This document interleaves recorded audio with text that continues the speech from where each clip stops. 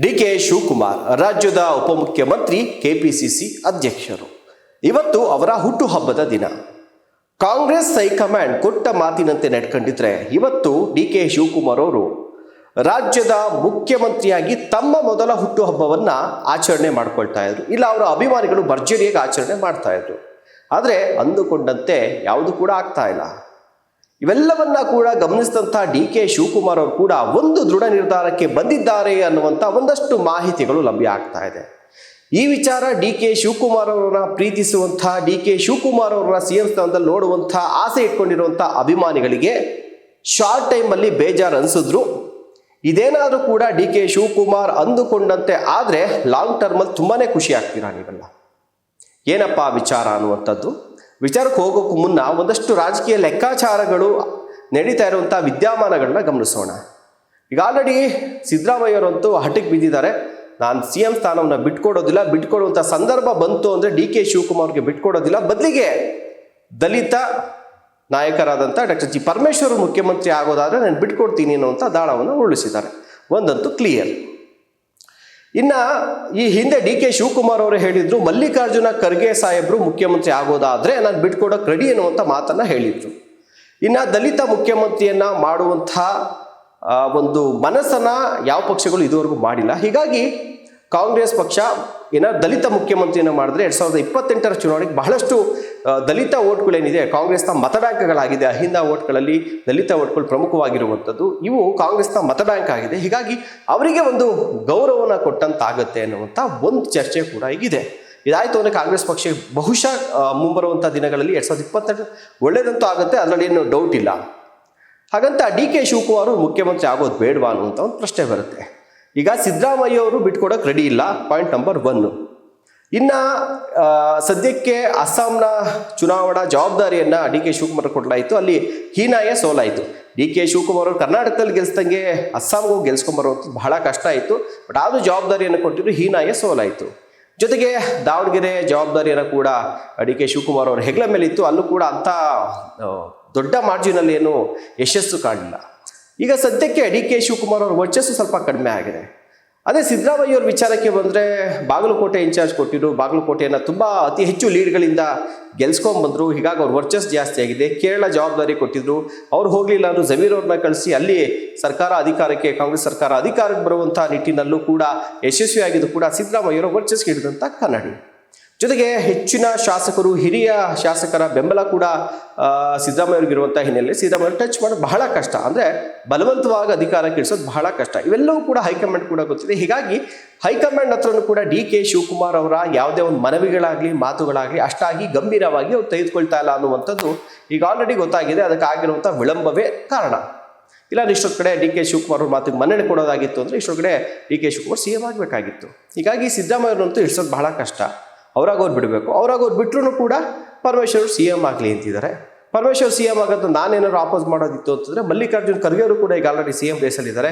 DK Shivakumar ಅವರು ಬಾಯ್ಬಿಟ್ಟು ಹೇಳಿಬಿಟ್ಟಿದ್ದಾರೆ, ಮಲ್ಲಿಕಾರ್ಜುನ್ ಖರ್ಗೆ ಅವರು ಆಗೋಗಿದ್ರೆ ನಂದೇನು ಅಬ್ಜೆಕ್ಷನ್ ಇಲ್ಲ ಅಂತ. ಹೀಗಾಗಿ ಮಲ್ಲಿಕಾರ್ಜುನ್ ಖರ್ಗೆ ಅವ್ರಿಗೂ ನಾನು ಬಿಟ್ಕೊಡ್ಬೇಕಾಗುತ್ತೆ. ಹೀಗಾಗಿ ನನಗೇನು ಲಾಭ ಇಲ್ಲ, ನಾನು ಬಲವಂತವಾಗಿ ಇಳಿಸಿದ್ರೆ ಒಂದು ಪರಮೇಶ್ವರ್ ಅವ್ರು ಆಗ್ತಾರೆ, ಇಲ್ಲ ಮಲ್ಲಿಕಾರ್ಜುನ್ ಖರ್ಗೆ ಅವ್ರು ಆಗ್ತಾರೆ. ನಾನು ಆಗೋದ್ರ ಬಗ್ಗೆ ಹೈಕಮಾಂಡ್ ಒಲವನ್ನು ಕೂಡ ತೋರಿಸ್ತಾ ಇಲ್ಲ. ಸಿದ್ದರಾಮಯ್ಯ ಸಪೋರ್ಟ್ ಅಂತೂ ಇಲ್ಲವೇ ಇಲ್ಲ ನನಗೆ. ಹೀಗಾಗಿ ನಾನು ಈ ವ್ಯರ್ಥ ಪ್ರಯತ್ನ ಮಾಡೋದು ಬೇಕಾ ಅನ್ನುವಂಥ ಒಂದು ಪ್ರಶ್ನೆ ಅವರಲ್ಲಿದೆ.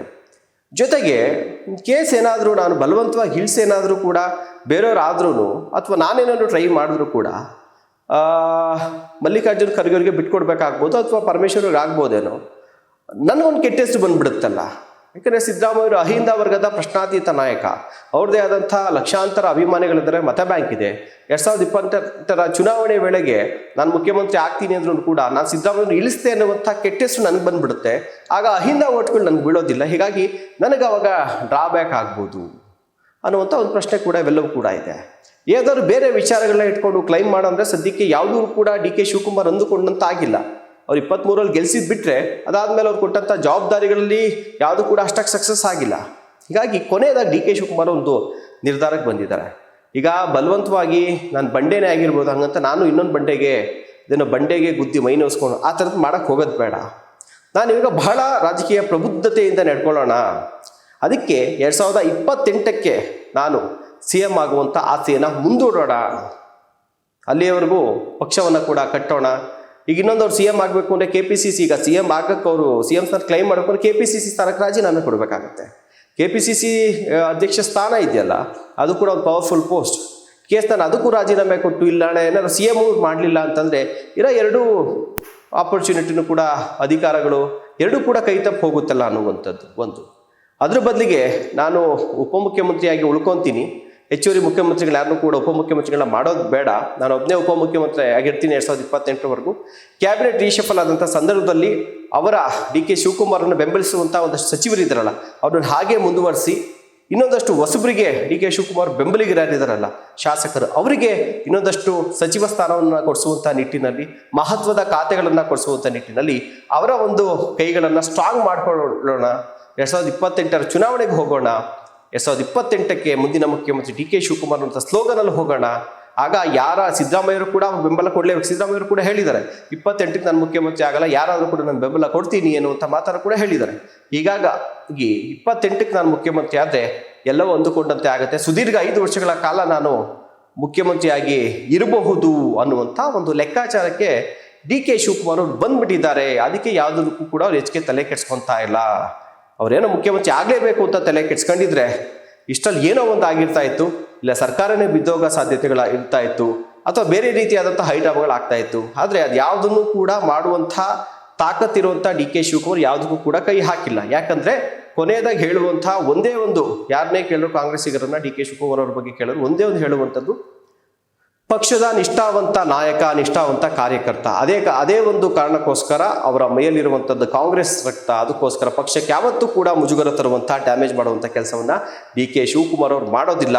2 ವರ್ಷ ಲೇಟ್ ಆದರೂ ಪರವಾಗಿಲ್ಲ, ಕಾಯ್ತಾರೆ ಹೊರತು ಪಕ್ಷಕ್ಕೆ ಮುಜುಗರ ತರುವಂಥ, ಪಕ್ಷಕ್ಕೆ ಹಾನಿ ಮಾಡುವಂಥ ಕೆಲಸಗಳು ಮಾಡೋದಿಲ್ಲ ಅನ್ನುವಂಥ ನಂಬಿಕೆಯನ್ನು ಅವರನ್ನು ಹತ್ತಿರದಿಂದ ಬಲ್ಲಂಥ ಅವರ ಸ್ನೇಹಿತರಾಗಿರ್ಬೋದು, ಕಾರ್ಯಕರ್ತರಾಗಿರ್ಬೋದು, ಇತರ ಕಾಂಗ್ರೆಸ್ ನಾಯಕರು ಹೇಳುವಂಥ ಮಾತುಗಳು ಎಲ್ಲ ಓಕೆ.